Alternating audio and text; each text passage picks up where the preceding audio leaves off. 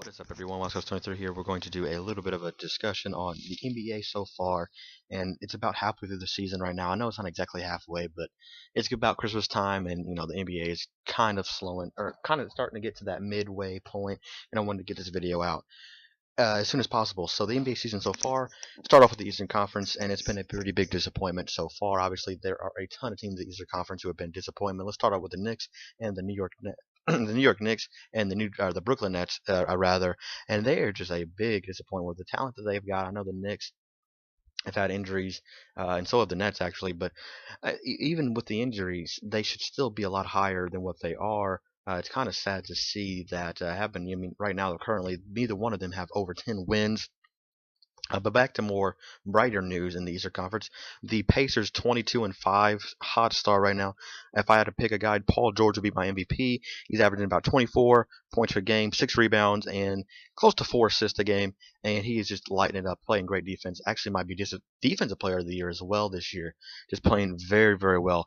The Heat are in second place now. The Heat are a game and a half behind at 20-6, and they're actually not playing back considering Dwayne Wade's questionable injuries, and also considering they've been changing the lineup a lot to keep guys well rested. And I would actually suspect they might take over that number one spot pretty soon. I have no idea though. It's going to play. It's just going to have to do with injuries and how everything plays out. Derrick Rose, as we all know, made a big return this year. Was getting his feet back under him, starting to look a little bit better. And then he tears his meniscus and I believe his left knee, unfortunately out for the year. Sad to see that happen when a guy makes a return, and we have been anxious. Even if you're not a Rose fan necessarily, you were anxious as well as I was to see him come back and make a great comeback and try to build his way back up into the superstar that he actually is. The Boston Celtics are not as disappointing as I thought they were going to be. I'm a Celtics fan, and they're not as bad as they have been, or that I thought they were going to be. At one point, they were the fourth seed, and they're the eighth seed right now. They're 5 games under 500.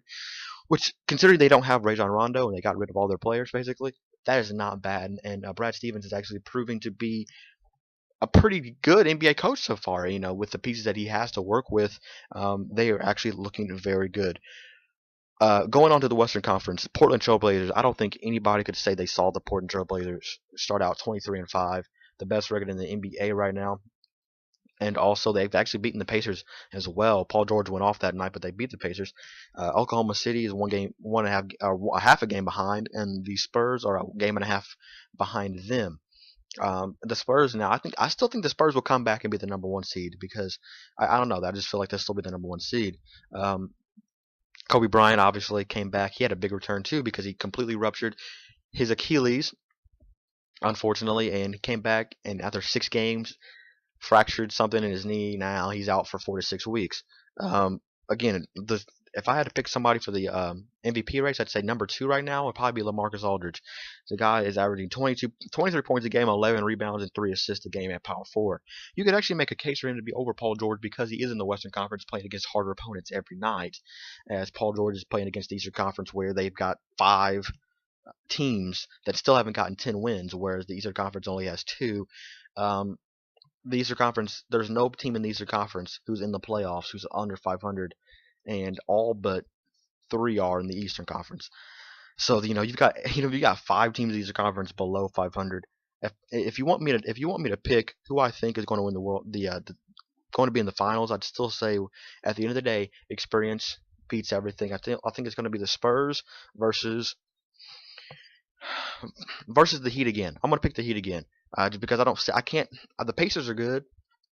The Pacers are good, but I can't see the Heat losing. If the Pacers have home court advantage, I'll pick the Pacers in the playoffs. But as of right now, I still think the Heat will come back toward the second half of the season and they'll make a run. I just don't see them. I really just don't see them losing. Excuse me. The Lakers right now are the 10th seed, so Lakers fans, you're not out of it completely. You still got a lot of time to catch up. To me, the Houston Rockets are a bit of a disappointment with the pieces they've added. They're a disappointment. I think they need to get rid of Amari Seek and get another power forward. I saw a fake trade that said they should go get Paul Millsap. That would be good to me. I think Paul Millsap would be good for them. He's a true power forward. He wants to play there. Amari Seek doesn't want to be there. I don't think the Clippers are a true contender yet until they learn how to play defense and Blake Griffin becomes a true power forward, not running up the court and just dunking every time. Which is why I still think that my boy Kevin Love is still better than him overall. I'm looking through some teams here so I can say something about them. The Phoenix Suns are actually a bit of a surprise, being 6 games over 500, the sixth seed right now. Golden State Warriors are out of the playoffs. I did not even realize that. The Golden State Warriors are obviously they got the Splash Brothers, but I don't know how they're out of the playoffs. That doesn't make sense to me whatsoever with the team that they have. Um, but yeah, that's basically all the news I have for the NBA so far. Christmas Day, a lot of games up for the schedule there, and I cannot wait to watch the NBA.